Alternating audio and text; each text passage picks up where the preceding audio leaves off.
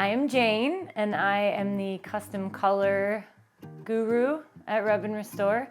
I take a swatch from a customer, something from their couch, something from their boat, something from their car, and then I create a custom color that is almost exact, as close as I can possibly get, with a unique formula on each one. This is a master swatch in case they ever want to reorder it. This is what I'll be testing on.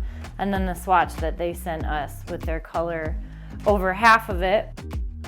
This is what the customer is going to get. I haven't labeled it yet, but they'll get a small swatch to test before they open the bottle. This is probably what I do for most of my job, is mixing.